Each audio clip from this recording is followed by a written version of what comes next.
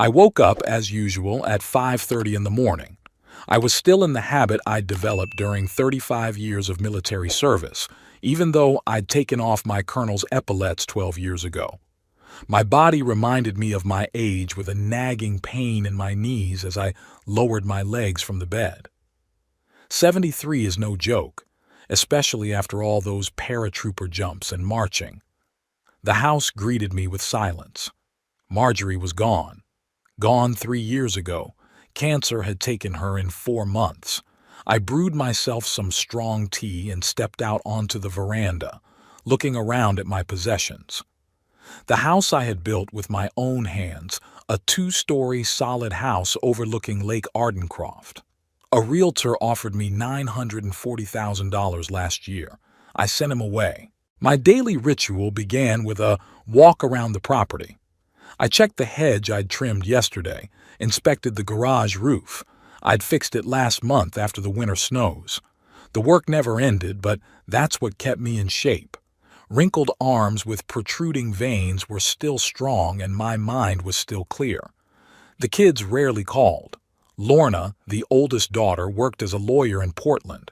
I only saw her at Christmas unless she found an excuse to go to the Caribbean with her husband. Fraser, the youngest, inherited my stubbornness, but not my work ethic. I was away too long when he was growing up while he was serving overseas.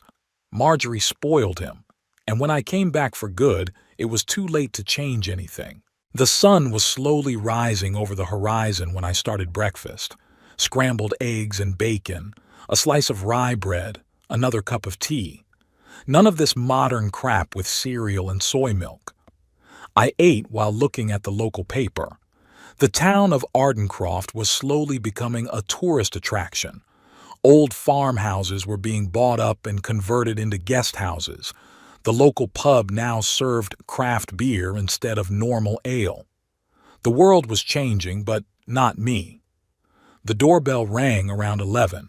I wasn't expecting company, and to be honest, I wasn't particularly happy about it. When I opened the door, I saw Fraser, in jeans and a fancy shirt, unshaven as always with those hipster glasses of his. Standing next to him was a woman I hadn't seen before. "Hi, Dad." He never called me father or sir as was the custom in my family. "May I come in?" I stepped back silently, letting them into the house.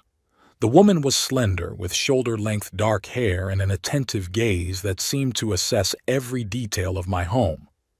"This is Beatrice Morrissey," Fraser introduced her as we settled into the living room. "My fiancée." I raised an eyebrow.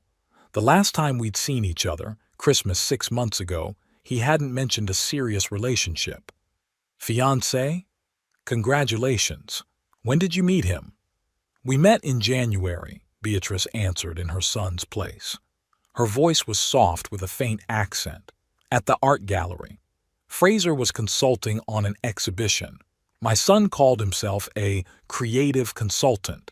As I understood it, that meant he gave advice to people with money on how to spend it on contemporary art, not what I'd call a real job. 6 months and already married?" I didn't hide my skepticism. "When you know it's your man, why wait?" Fraser took Beatrice's hand. "We're planning the ceremony for a month from now. Nothing big, just close friends and family." Beatrice smiled, but something about her smile made me wary. She reminded me of the intelligence officers I'd worked with in Afghanistan, the same calculating appraisal in her eyes. "You're military, right?" she asked, pointing to a framed photograph of me in full uniform on the mantel. "Retired colonel." I nodded. 35 years of service. "Impressive." She looked around the room. "It's a beautiful house. How long have you lived here?" "I built it when I retired, 12 years ago." "Built it myself," Fraser emphasized with a note of pride I rarely heard from him. "From foundation to roof. Dad had always been self-sufficient." The last word sounded strange, like it wasn't a compliment. "It must be worth a fortune now," Beatrice said, running her fingers along the oak arm of my chair. Real estate in Ardencroft had skyrocketed in value in recent years. I remained silent. I didn't like discussing money, especially with people I barely knew. "We're actually here to invite you to dinner, Dad," Fraser said, changing the subject. "To get to know each other. Beatrice is making an amazing lasagna." "And we wanted to talk about the wedding," she added. "We're going to need your help with some arrangements." "Organizations," I repeated. "You mean the money?" Fraser grimaced. "Not necessarily, although financial support wouldn't hurt. But the most important thing is your presence." I looked at my son, 36 years old and still asking his father for money. Marjorie left him a decent sum when she died. Where did it go? "When is this dinner?" "Tonight, if you're not busy," Beatrice answered quickly. "At our house." Fraser wrote down the address. She handed me a card with a neatly scrawled address in the new Ardencroft neighborhood, where they were building fancy townhouses. Expensive place. "I'll be there at 7. I put the card on the table. "Can I bring you anything?" "Just myself." Beatrice smiled, but her eyes remained cold. "And maybe some photo albums. I'd like to know more about Fraser's family." After they left, I stood at the window for a long time, watching them get into the brand new BMW. My son had never shown any interest in family history. What changed? At 7 p.m., I pulled up to their townhouse. Up close, it looked even more expensive. Modern architecture, large windows, a small but perfectly manicured garden. You couldn't buy that at a creative consultant's job. Either Beatrice had money or Fraser was in debt. Dinner started off well. The lasagna was indeed delicious, the wine expensive. Beatrice asked me about my military career, about home, about Marjorie. I answered with restraint. Years of service had taught me not to reveal too much information. "Fraser told me that you built a house for Marjorie," Beatrice said, pouring coffee. "It's so romantic." "She's always wanted a lake house," I replied. "I promised her one when I retired." I remembered how Marjorie and I had sat on the floorboards of the newly built porch, watching the sunset over the water. "Finally a real home, Wesley," she said then. "After so many years of moving from one military base to another, home was our anchor." "And you kept it after she died," Fraser remarked, "though it's too big for one person." "It's my house," I replied simply. "I built it." "But think about the future, Dad. About inheritance. About practicality." "That's what it is." I put the cup on the table. "What are you getting at, Fraser?" Beatrice put her hand on my son's shoulder as if holding him back. "We're just worried about you, Mr. Torbjorn, living alone in such a big house at your age. What if you fall? Who will help?" "I parachuted over the Hindu Kush mountains before you were born, girl," I said coldly, "and I can still stand up for myself. No one doubts your competence." Her tone turned honeyed. "But Fraser and I thought, after the wedding, maybe it would make sense to pool our resources. The family home should stay in the family. You want to move in with me?" I knew it wasn't true, but I wanted to hear their real plan. "Not exactly." Fraser looked unsure. "We were thinking maybe you'd consider moving to a smaller place, something more suitable, and we could take the house as part of the inheritance just sooner. That's it." I looked at them, a young couple sitting across from an old man. They think I can't see through them. "An inheritance is usually received after a person dies," I said in an even voice. "I don't plan on dying yet." "Dad, don't be so dramatic." Fraser rolled his eyes. "We're talking about practical things. You could buy an apartment in the city, closer to the hospital, the stores." "Hospital?" I grinned. "I'm healthier than you, son." "That's true, Mr. Torbjorn, but no one gets any younger," Beatrice intervened. "And real estate prices in Ardencroft have never been higher. This is an excellent time to sell." I looked at her carefully. It all made sense now. 6 months of dating, the hasty wedding, the sudden interest in my house. They didn't just want the property, they wanted to sell it and take the money. "The house is not for sale." I got up from the table. "It's not for sale. Ever." Dad, you didn't even think— I've thought about it, Fraser. This is the house I built for your mother. It's where I'll spend the rest of my life. What happens to it after I'm gone is my decision, not yours. Beatrice straightened, the mask of benevolence falling from her face. You're not thinking of your son, Mr. Torbjorn. His future. Our future. Your future should be your own. I headed for the door. Thank you for dinner. The wedding invitation is in the mail. Already in the car, I noticed that I had forgotten the photo albums they had asked me to bring. They were still in the back seat. It's for the best. Something told me that Beatrice wasn't interested in family memories, but in the appraisal of the house I'd built with my own hands. Walking back home along the lake, I thought about Marjorie.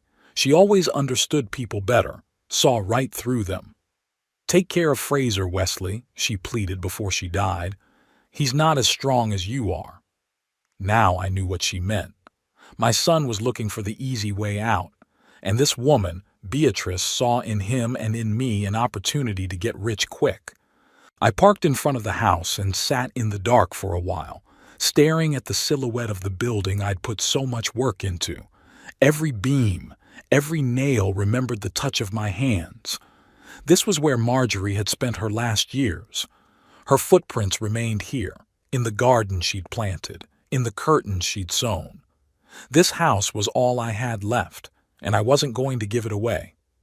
A week later, in the mailbox, I found an envelope of heavy cream-colored paper, a wedding invitation designed in some Victorian style with curlicues and gold embossing, ceremony in 26 days at Ardencroft Chapel by the lake, banquet at Willow Creek Country Club. A handwritten note at the bottom. Your presence is important to us, Dad. Please call. We need to discuss details. Fraser. I put the invitation on the table and poured myself a whiskey. Honestly, after that dinner I was sure they were going to cross me off the guest list. I guess they were still hoping for something. The phone rang the next morning. I was minding my usual business, fixing a leaky faucet in the guest bathroom, and was in no hurry to answer. The calls continued with enviable persistence. Torbjorn, I finally answered. Dad. Fraser's voice sounded unnaturally cheerful. Did you get the invitation? I did. What do you think?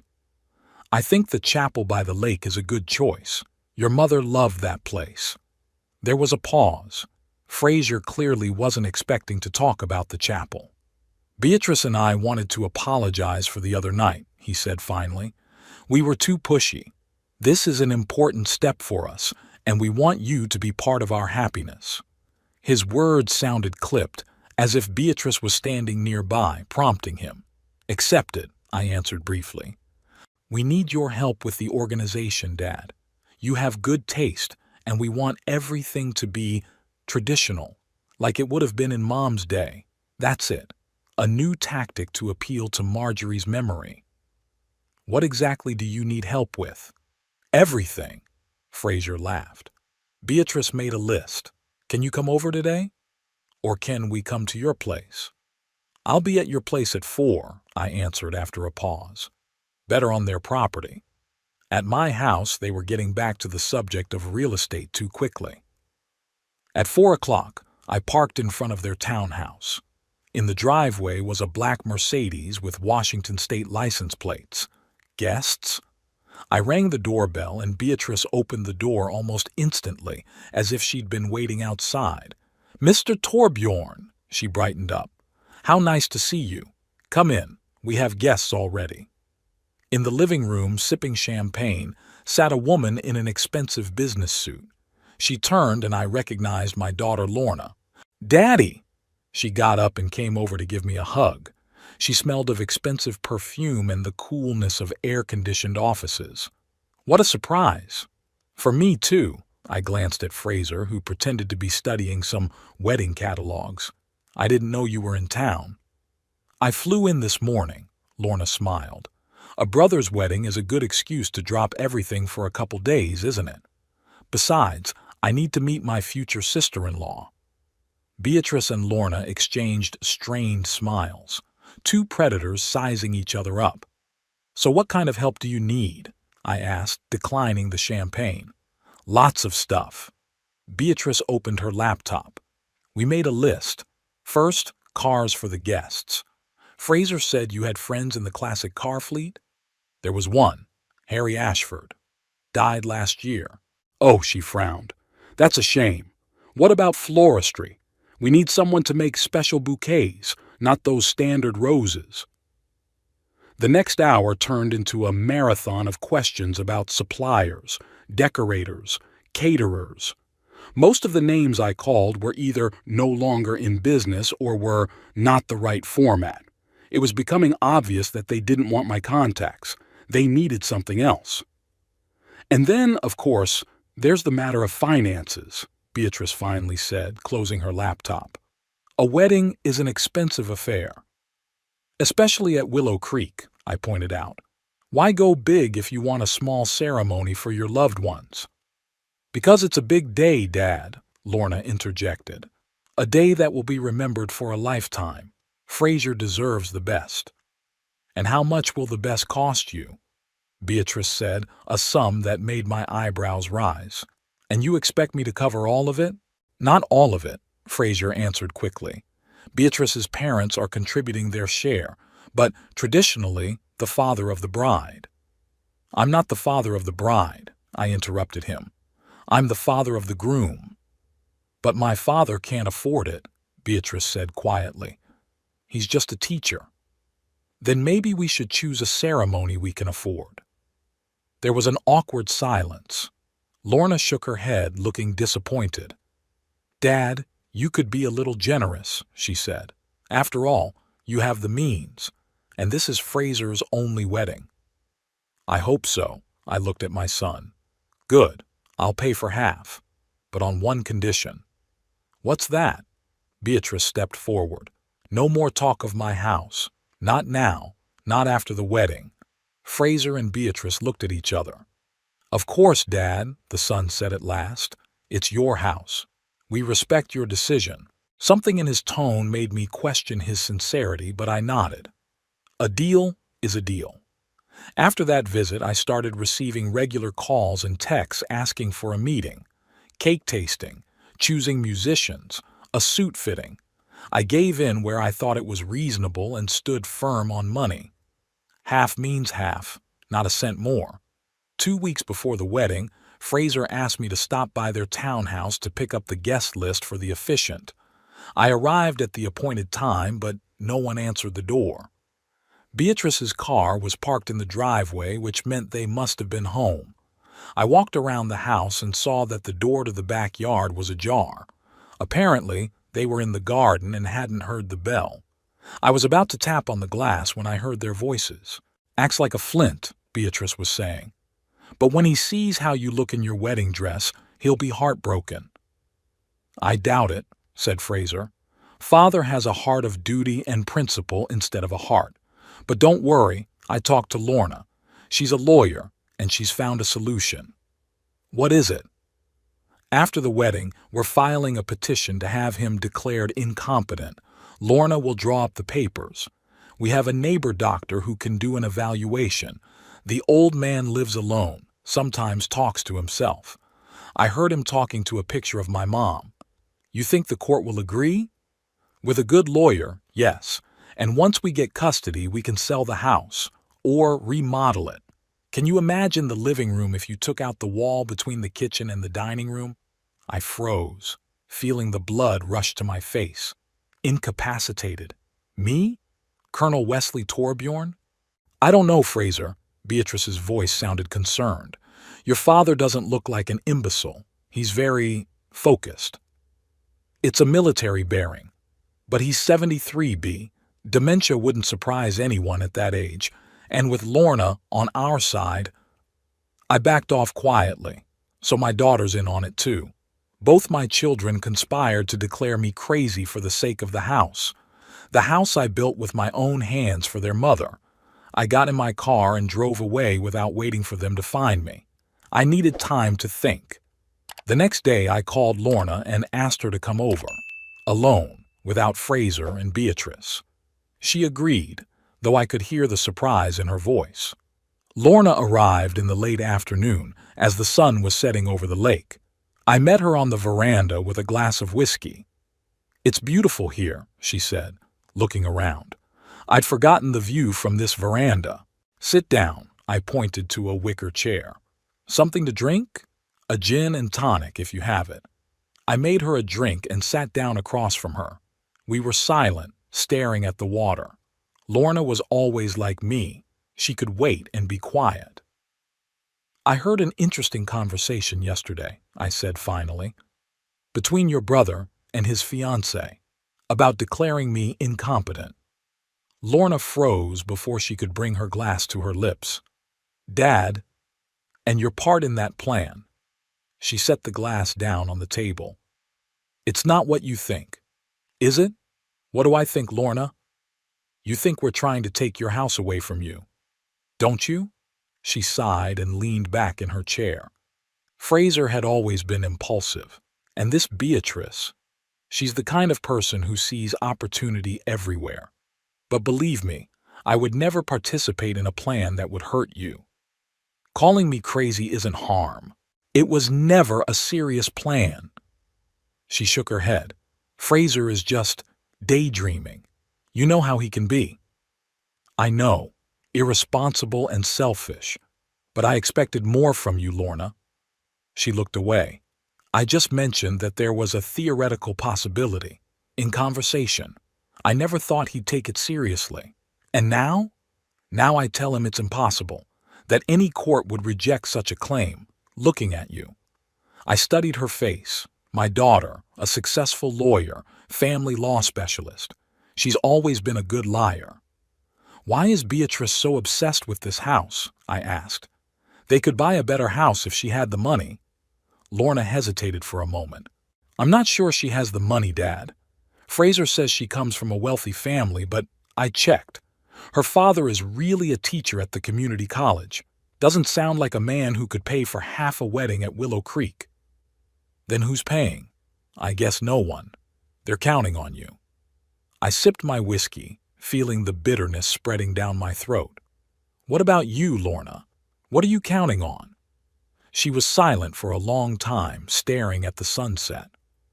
"I expect you to live many more years, Daddy, and that someday you'll forgive us for the children we were." "What kind of children were you?" "Ungrateful." She met my gaze. "We both were. Mom always said we didn't appreciate what we had. She was right.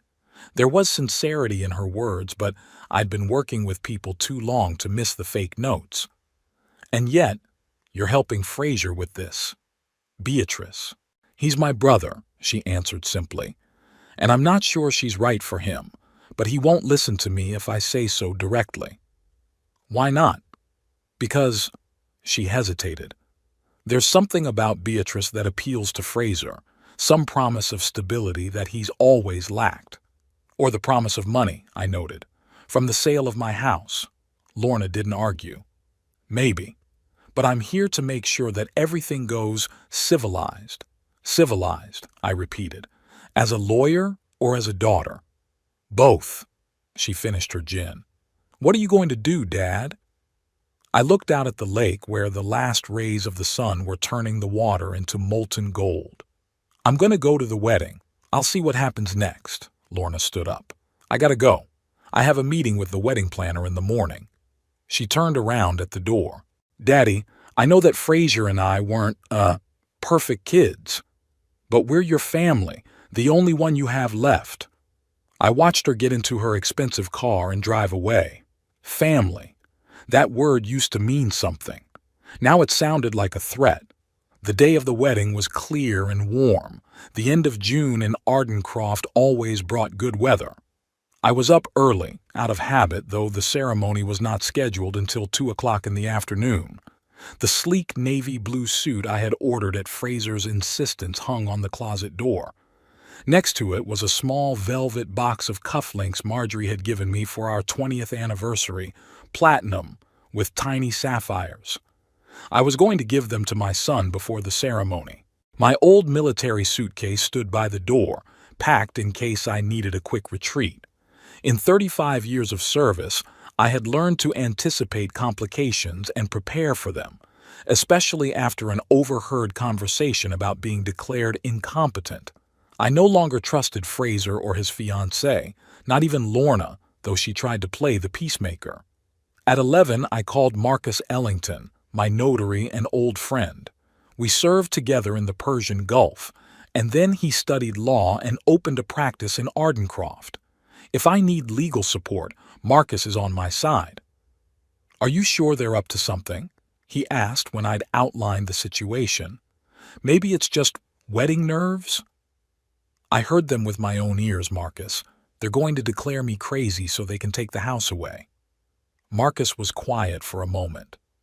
"What do you want me to do, Wesley?" "Be on standby. I may need to change my will right away, and keep the phone on tonight." "Will do, Colonel." The old military discipline was in his voice. "Good luck at the front." At noon, I arrived at the Lakeview Hotel, where I was to meet Fraser before the ceremony. The desk clerk directed me to the presidential suite. As I knocked, I heard muffled voices, then the door swung open. Fraser looked tense but tried to smile. "Dad, come in." We were just discussing the final details. In the room, besides his son, were his friend and best man Darren, his sister Lorna, and, unexpectedly, Beatrice. Tradition dictated that the bride should not see the groom before the ceremony, but this couple didn't seem to care much about tradition. "Beatrice," I nodded at her, "isn't it bad luck to see the groom on the day of the wedding?" "Fraser and I are not superstitious, Mr. Thorbjorn." She smiled her cold smile. "Besides, we had an important matter to discuss. A family matter." I felt the tension building inside me. "What was it?" Lorna got up from her seat and walked to the window, as if distancing herself from what was happening. Darren looked awkward, clearly regretting being here. "Dad," Fraser began, stepping closer, "Beatrice and I have been thinking a lot about our future, about the family we want to create."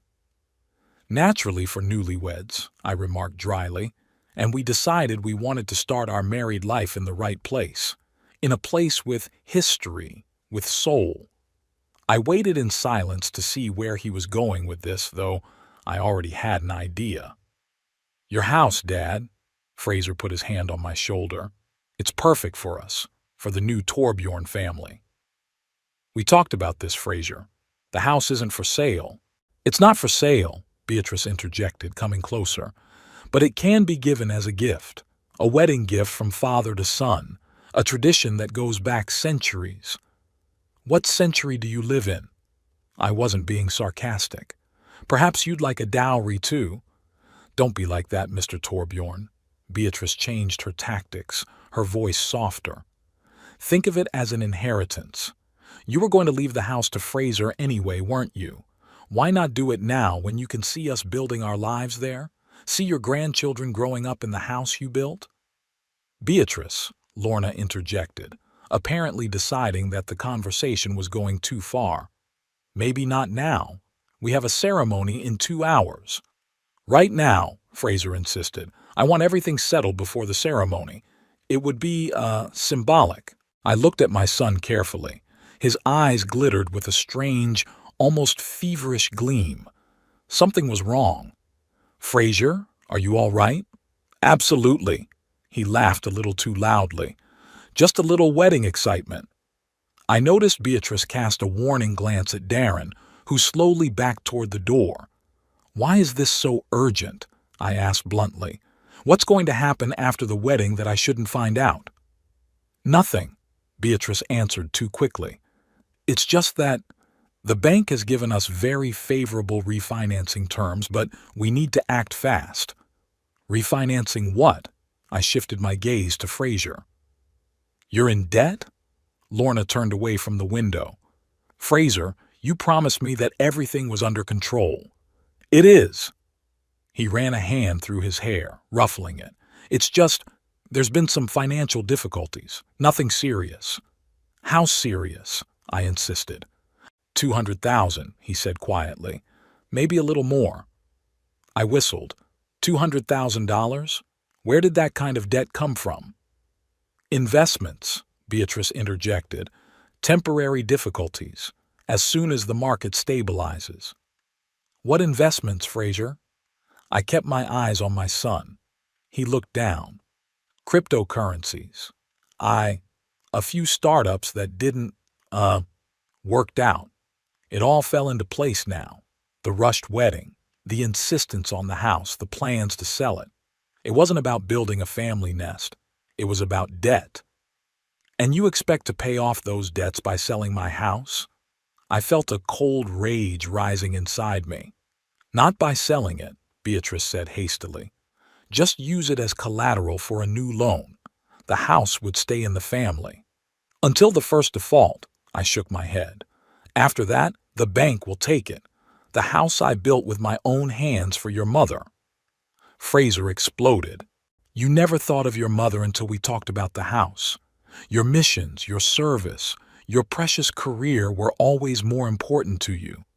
And now, you're clinging to this house like it's the only thing that matters, because it is the only thing left of her.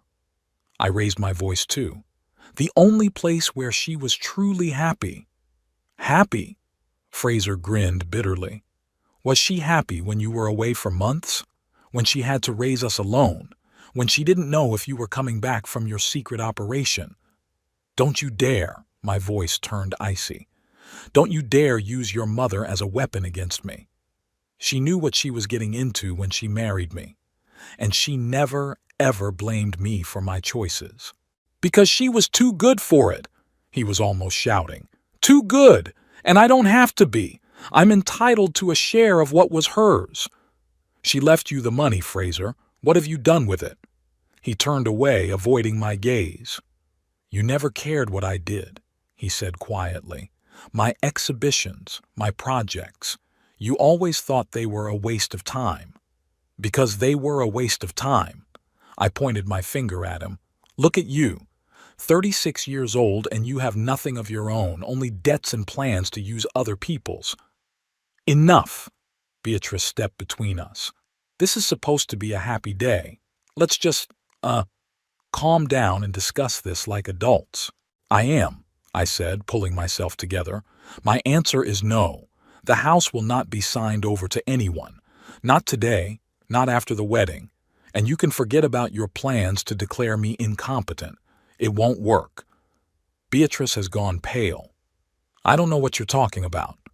I heard you talking about how you're going to put me in a nursing home after you get custody, how you're going to remodel my house, tear down the walls. Fraser looked shocked. You've been spying on us? I came to pick up the guest list like you asked. It's not my fault you were discussing your plans with the door open. Lorna came closer. Dad, it was just a theoretical discussion. No one was going to... Don't lie to me, Lorna, I looked at my daughter. You know better than that. You said yourself that you could prepare the documents. There was a heavy silence. Darren at the door looked like he wanted to fall through the ground. Okay, Fraser said finally, his voice oddly calm. Either you sign the house over to me today or you can forget about the wedding. Fraser, Lorna exclaimed. You can't... I can. He looked me straight in the eye. What do you say, Dad? Your house or my wedding? I slowly pulled a box of cufflinks out of my pocket and placed it on the table. This was supposed to be for you, from your mother and from me, but you don't deserve her legacy. Fraser turned pale. Get out. What? Get out. He pointed at the door. You're no longer invited to my wedding. You are no longer my father. Beatrice put her hand on his shoulder, her eyes glistening with triumph. Fraser, darling, calm down. Maybe your father just needs time to think. No, he shook off her hand. I've made up my mind. Either he signs the house or he leaves. Now. I looked at my son, a grown man who was acting like a spoiled child who hadn't gotten the toy he wanted. What had I done wrong? Where had I gone wrong in raising him? I'm leaving, I said calmly. But I want you to know that I'm not the one who betrayed our family. I turned to Beatrice. He's always been like this. He gets what he wants, and when he doesn't get it, he throws a tantrum. Let's see how long you two can stay together when the money runs out."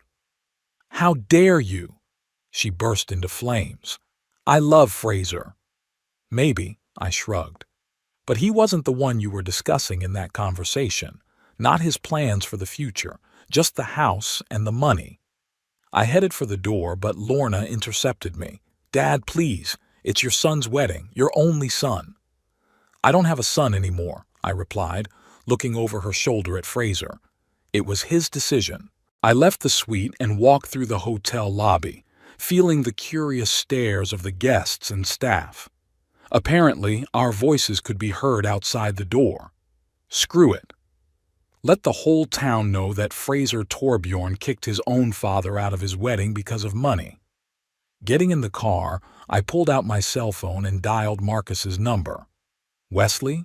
Starting to get ready for the speech already?" "Change of plans, Marcus. Meet me in your office, immediately." "What's going on?" "I'll tell you when I see you. And find a good family law attorney. Not local. Portland or Seattle." "Is it serious?" His voice became wary. "More than serious." I started the engine. They'd just made one last mistake. I drove past the chapel by the lake where the ceremony was to begin in an hour. The workers were bustling about, arranging flowers and chairs. I wondered what they would tell the guests. That the old man father went crazy and had to be kicked out, or that I was too sick to attend. It doesn't matter. I've fought my battles for 35 years and never backed down. I'm not backing down now. If they think they can declare Colonel Wesley Torbjorn crazy and take away what he holds dear, they'll soon find out how badly mistaken they are. I parked outside Marcus's office and took a deep breath before getting out of the car. A plan was already forming in my head, clear, detailed, ruthless. Just like the old days, when the lives of my men depended on the right strategy. Marcus Ellington's office was in an old brick building on Ardencroft's main street. Inside, it smelled of leather, paper, and old wood, smells I'd always associated with reliability. Marcus met me at the door, his usually relaxed face tense. "You look like you're going into battle, Wesley," he said, walking me into his office. "I am." I sat down in the chair across from his desk. "I need to change my will. Today." Marcus whistled. "On the day of your son's wedding? What happened?"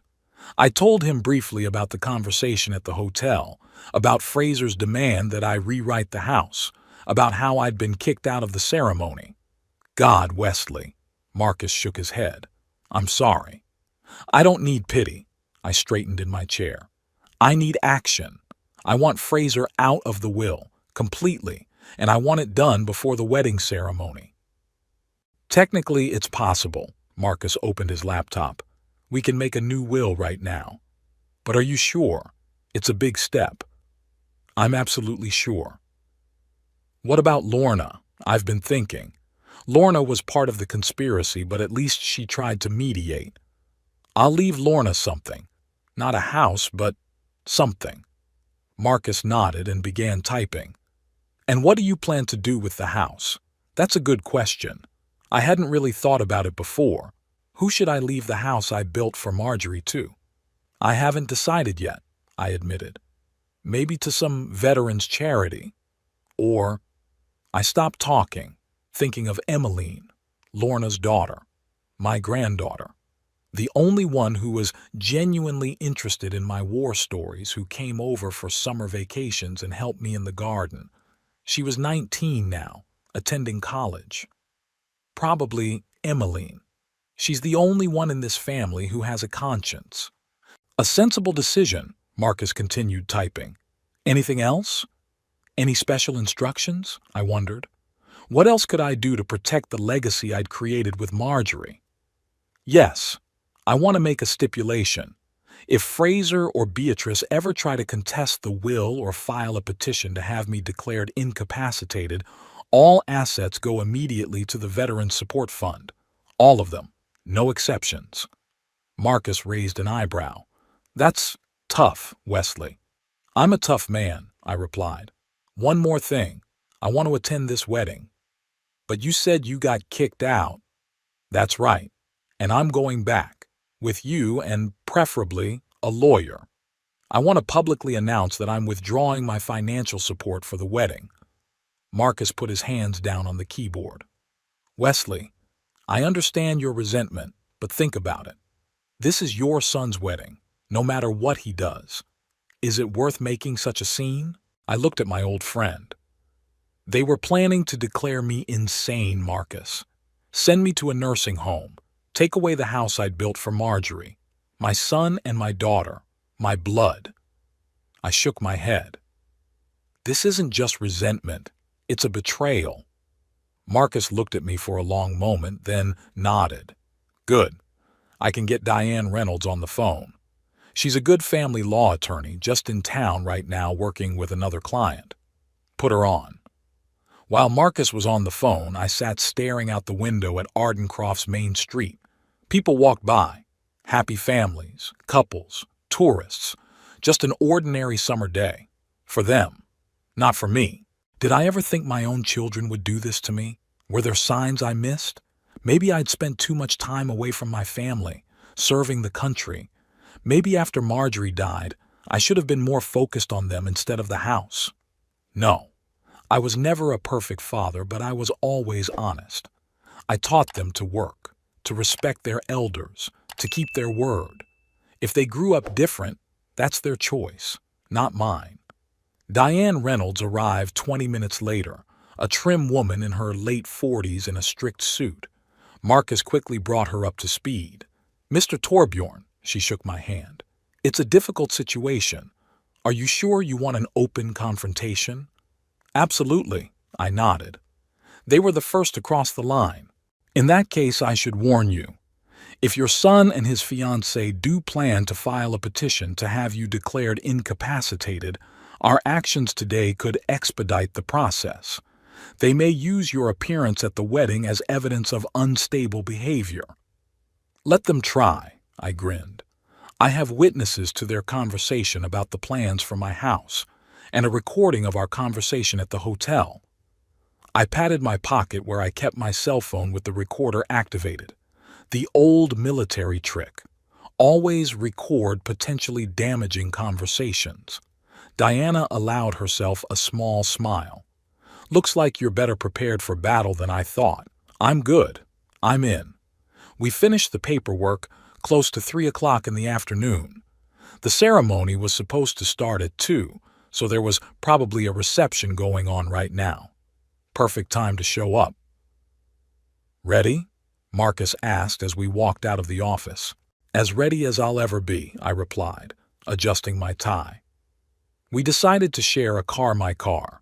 On the way to the Willow Creek Country Club, I thought about my strategy. Not to make a scene right away. Wait for the right moment, maybe when the toast started. We arrived at the club around 15:30. There were dozens of cars in the parking lot the guests had already gathered. The security guard at the entrance tried to stop us. I'm sorry, sir, but this is a private event. I'm the groom's father, I said calmly. Colonel Wesley Torbjorn. The guard looked confused. I was told that you, could not attend, sir. As you can see, I could. I straightened to my full height, using my command voice. These are my legal representatives. We have urgent business for the bride and groom. The young guard was clearly not ready for a confrontation with an elderly but imposing retired colonel and 2 lawyers. He stepped back hesitantly. Come in, sir. Inside the club, live music was playing, and guests stood in groups with glasses of champagne. The ceremony was obviously already over. A few people noticed me and froze in surprise. I looked around for Fraser and Beatrice. They were standing in the center of the main hall, the newlyweds accepting congratulations. Fraser in a dark suit, Beatrice in a lush white dress that must have cost a fortune. My fortune, to be exact. Lorna spotted me first. Her eyes widened and she quickly said something to Fraser. He turned around and I saw the color drain from his face. I walked leisurely toward them, Marcus and Diana following at my sides like an escort. The guests parted, creating a corridor. The hall grew quiet. "Dad," Fraser smiled, strained as I approached. "You decided to come after all." "I couldn't miss the big day," I said evenly. "Congratulations on your marriage." Beatrice looked tense, her smile frozen on her face like a mask. "Mr. Torbjorn, we didn't expect—" "Obviously," I nodded. "But I have unfinished business with you and my son." "Dad, please," Lorna intervened, stepping closer. "Not now." "Right now," I turned to the guests. "Ladies and gentlemen, I apologize for the intrusion. My name is Wesley Torbjorn, and I am the groom's father. Or rather, I was the groom's father until today." A whisper rippled through the room. Fraser stepped forward, his face contorted with anger. "What are you doing?" "What I have to do," I answered without lowering my voice. "My son gave me an ultimatum this morning. Either I sign my house over to him, or I'm out of the wedding. I refused to give up the house I had built with my own hands for his late mother, and I was banished." The guests murmured. One of the older women gasped. "But that's not all," I continued. "Recently, I overheard a conversation between my son and his fiancée. They were planning to file for a declaration of incapacity after the wedding in order to gain control of my estate. My daughter, a lawyer," I pointed to Lorna, who had gone pale, "agreed to help them with the paperwork." "That's a lie!" Fraser shouted. "Dad's sick. He's paranoid." "It's not true," I replied calmly. "I have a recording of your conversation, and witnesses." I pulled out my phone and turned it on. Fraser's voice, slightly distorted but recognizable, filled the suddenly silent room. "After the wedding, we're filing a petition to declare him incompetent. Lorna will prepare the papers. We have a doctor neighbor who can do an evaluation." I turned off the tape and turned to Fraser. His face was contorted with rage and shame. "You had no right to." "I did. This is my life, my home, and I have the right to protect them." Beatrice grabbed Fraser's arm, her eyes shooting lightning bolts. "Why are you making this scene? What do you want?" "Justice." I turned to Marcus. "This is my notary, Mr. Ellington, and my lawyer, Miss Reynolds. I changed my will today. Fraser Torbjorn is no longer my heir. My entire estate, including the house, will be put into a trust managed by trustees with certain beneficiaries, of which Fraser is not one." Lorna stepped forward. "Dad, can't you—" "I can." I looked at my daughter. "And I did. As for tonight's gala," I looked around the room, "I'm withdrawing my financial support. The bill for this celebration will be sent directly to the newlyweds." There was a murmur in the hall. I noticed Beatrice's parents, an older couple in modest clothes, exchanging worried glances. "You can't do that." Fraser looked like he'd been punched. "You promised to pay half." "Just as you promised to be a good son," I said quietly, so only he could hear. "We both broke our promises." Beatrice suddenly cried, loudly with a burst of tears. Perfect makeup smeared down her face. "You ruined our day, our wedding. How could you?" "The same way you planned to ruin my life," I replied flatly. "Justice, Miss Morrissey. Or now, Mrs. Torbjorn." Beatrice's father, a short man with a tired face, approached us. "What's going on? What are the bills?" "We were told that all the expenses were covered." "They were," I nodded, "until this morning.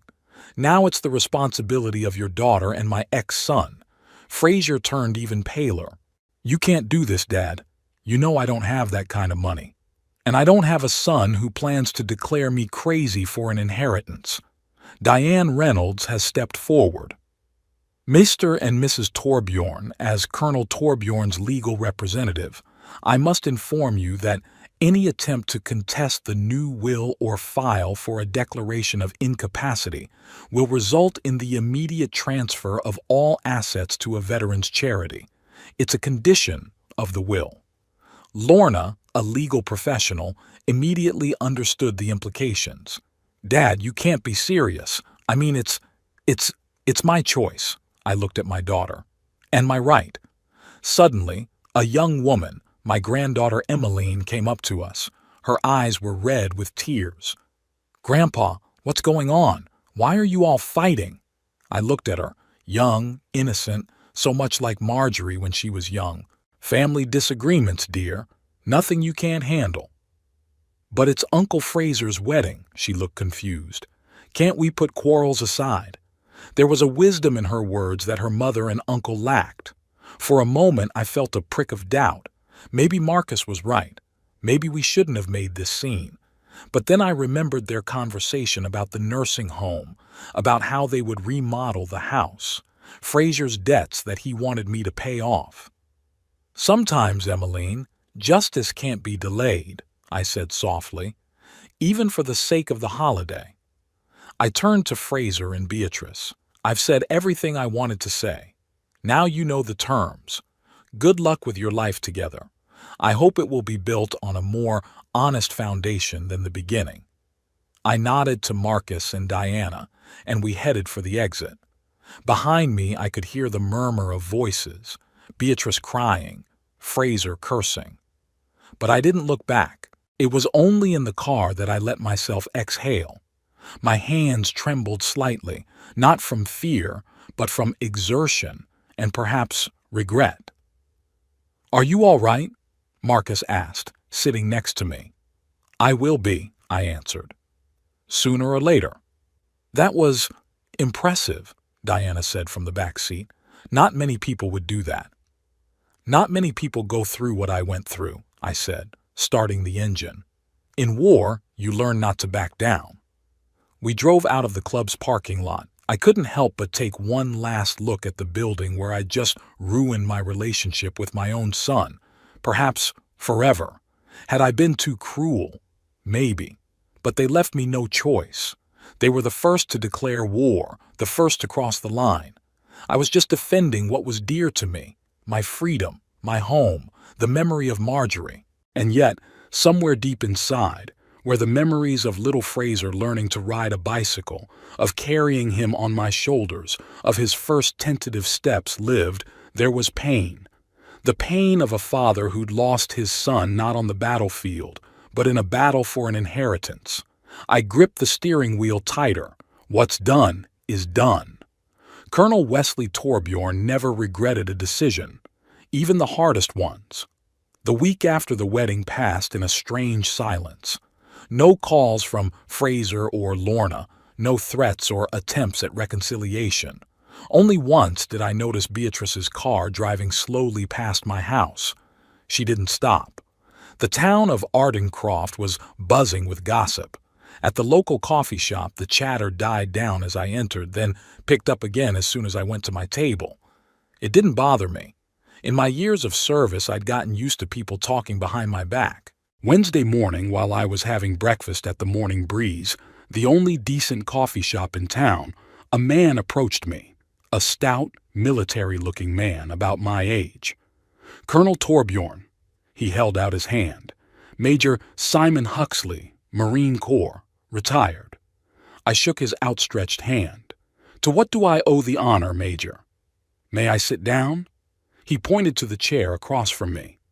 I nodded, and Huxley took a seat at the table with a cup of coffee in front of him. Heard about your situation, Colonel. Small town. News travels fast.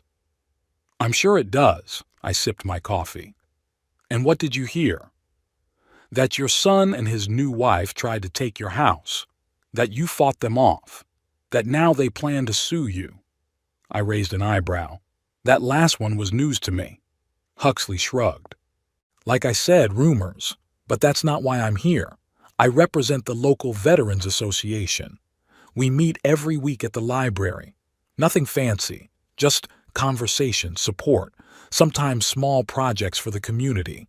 We'd like to have you among us. I studied his face. There was no pity or condescension in it, just the straightforwardness of a soldier addressing an equal.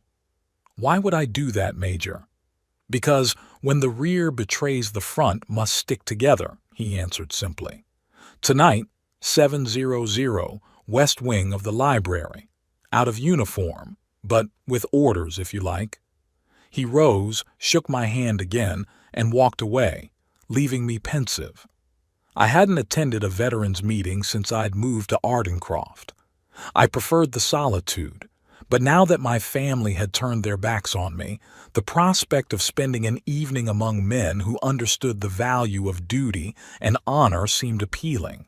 At 7 o'clock in the evening, I was outside the library. In the west wing, about 10 people of various ages were sitting around a long table, ranging from very young guys recently returned from the hot spots to gray-haired Vietnam veterans. Huxley noticed me and stood up. "Colonel Thorbjorn," he addressed the group. "Guys, this is Colonel Wesley Thorbjorn, 35 years of service, Special Operations." I nodded, feeling a little uncomfortable with the attention. It had been a long time since I'd been in a room full of military men. "Have a seat, Colonel," one of the older men said. "Make yourself at home." I took a vacant chair.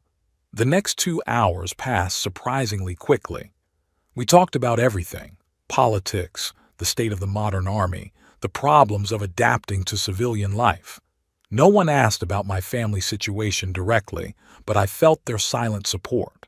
"Our main problem," Huxley said as the discussion turned to local issues, "is the lack of affordable housing for veterans in Ardencroft.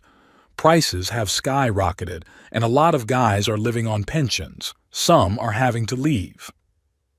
"What about the subsidized housing program?" I asked. "The city's too small," replied a young guy with a prosthetic right arm. "The big programs don't reach here," I wondered. My house had 6 bedrooms, not counting mine. After Marjorie died, I had closed off most of the house, using only the main rooms. The rest just sat empty. The next day, I called Marcus Ellington. "I need counseling," I said as I explained my idea. "Could I legally convert part of my house into a sort of boarding house for veterans?" "Theoretically, yes," Marcus answered after a pause. "But there are a lot of regulations: fire safety, handicapped accessibility, zoning. It's not an easy decision."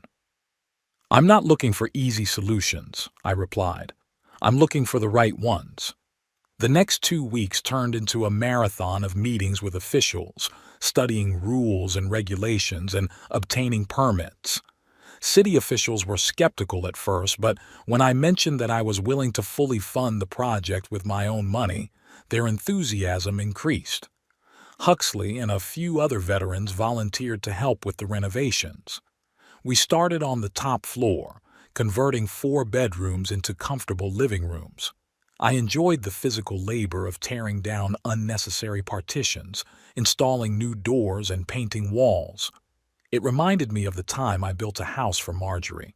One day, as Huxley and I were discussing a plan to remodel the back porch for wheelchair access, a familiar car stopped at the gate. Emmeline, my granddaughter, got out of the car and walked uncertainly toward the house. "I'll leave you to it," Huxley said tactfully, noticing my tension. Emmeline came up when he had already left. She looked gaunt, shadows under her eyes. "Hi, Grandpa," she said quietly. "Emmeline," I nodded. "Would you like some tea?" She nodded, and we went into the kitchen. I put the kettle on and took out her favorite cookies, the ones I always kept in stock in case she came to visit. "Haven't seen you in a while," I said as we sat down at the table. "How was college?" "Fine." She looked into her cup, avoiding my gaze. "Grandpa, I came to talk about what happened at the wedding." I sighed. "Did your parents send you?" "No." She raised her head, anger glinting in her eyes. "I came on my own. They don't even know I'm here." "I'm sorry." I held up my hands. "I didn't mean to hurt you." She calmed down a little.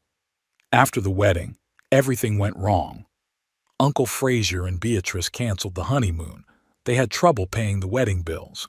Mom and Dad fought over whether they should help them, and then Mom said you changed your will and now neither of them will get anything." "Not exactly." I sipped my tea. "You're not excluded from the will." Emmeline looked at me in surprise. "Me? But Why? Because you're the only one in this family who's never tried to use me. I shrugged. The only one who came just for fun, not when she needed something. She lowered her eyes. That's not true. I came when I needed something too. When I was sad or when I was fighting with my mom. When I wanted to hear your stories or work in the garden to clear my head. This is different, Emmeline. You came for what I could give you myself. Time, attention, advice. Not for money or possessions. She was silent for a long moment, then looked up. Did they really want to declare you crazy? Yes. But why? Uncle Fraser always said he hated this house, that it was too haunted. I chuckled wryly. It wasn't the house he wanted, it was the money from selling it. Your uncle has some serious debts. Debts? She looked surprised. But he always seemed so, successful. Seeming and being are different things, I leaned back in my chair. A lesson your uncle never learned. Emmeline looked around, noticing the tools and building materials stacked in the corner of the kitchen. What's going on here, Grandpa? Are you renovating the house? Not exactly. I explained my plan to create a boarding house for veterans. The top floor is almost finished. Soon we'll start working on the addition for the common living room. Her face brightened up. That's wonderful. Is there anything I can do to help? I'm on vacation in 2 weeks. I was touched by her enthusiasm. Of course, we could use some help with organizing the garden and with making a list of things we need for the rooms. She smiled, and for a moment I saw Marjorie in her, the same light in her eyes, the same genuine smile. Grandfather, she suddenly became serious. I think you should talk to Mom. She's very worried.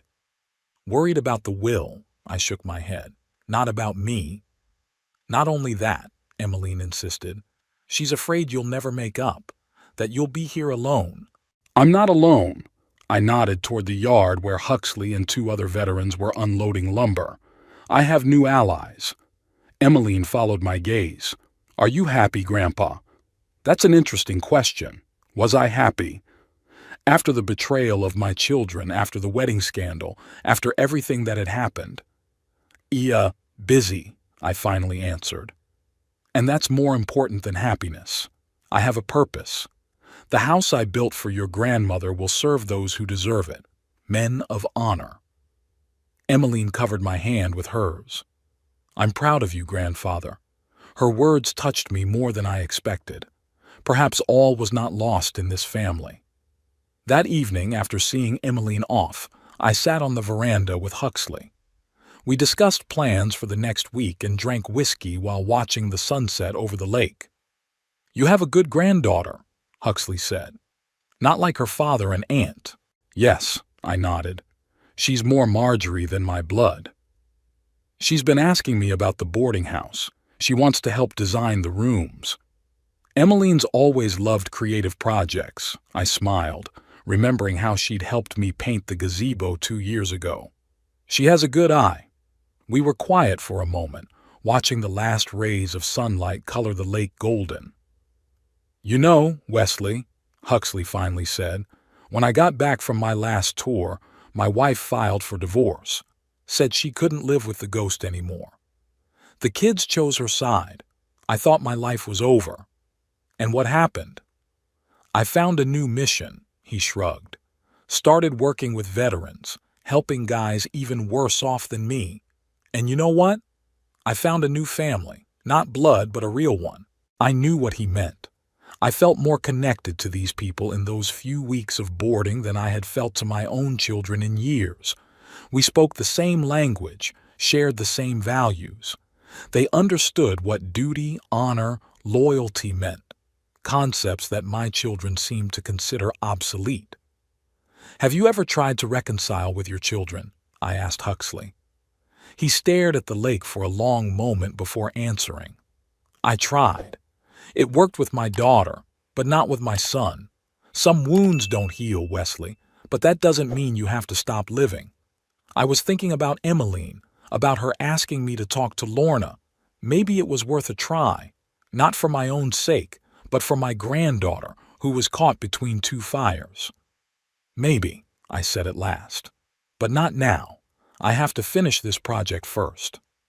Huxley nodded understandingly. The next day I met with the architect to discuss the plans for the addition.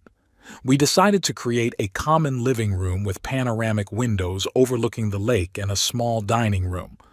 A place where veterans could gather, talk, and support each other, like our meetings at the library, but in a more comfortable setting. When the architect left, I stood on the lakeside for a long time, looking at the house I'd built for Marjorie. It had always been too big for the two of us, but she insisted on extra bedrooms for the children and grandchildren. She believed that one day the house would be filled with family. Now perhaps it will be filled with another family, not blood family, but bound by shared trials and mutual respect. What would Marjorie say about my decision? Would she approve of turning our family home into a boarding house for veterans? I think so. She's always understood my dedication to service, always supported me, and she would agree that the house should serve those who share our values. What about Fraser and Lorna? Will I ever be able to forgive them? I don't know. Betrayal has left a deep scar, but perhaps time and a new purpose would help me to accept, if not forget, what had happened. 3 months later, we inaugurated Marjorie's boarding house, a project I named in honor of my wife. 4 veterans had already moved into rooms on the top floor, and 2 more were due to arrive the following week. The addition with the common living room was almost finished. Emmeline, as promised, helped with the design of the rooms and garden, coming every weekend during the vacations. On opening day, as Huxley and I cut the symbolic ribbon at the entrance, I noticed a familiar car parked in the distance. Lorna was sitting behind the wheel, watching the ceremony. She didn't get out, didn't approach, just watched. And then she drove away. Maybe that was the first step toward reconciliation. Maybe it wasn't. But I didn't feel any bitterness looking at her, just a quiet confidence that I was on the right path. That evening we gathered in the new living room, me, Huxley, the other veterans, and Emmeline, who had come especially for the opening. We raised our glasses to Marjorie's boarding house and to the new beginning. To Colonel Torbjorn, Huxley said, raising his glass. A man who does not back down even in the most difficult battles. And to new allies, I added, looking around the room full of people who were closer to me than my own children. To a true family. Emmeline squeezed my hand and I saw understanding in her eyes. She knew I hadn't given up, hadn't broken down, hadn't let the bitterness of betrayal define my life. Instead, I had found new purpose, new meaning, and perhaps a new happiness. I was still the same tough, principled Colonel Wesley Torbjorn. But now I wasn't just a lonely old man in too big a house. I was a man with a mission, a man who was doing something important again. Looking out at the lake through the panoramic windows of the new living room, I mentally addressed Marjorie. Look, dear, the house is full of life again, just like you wanted it to be.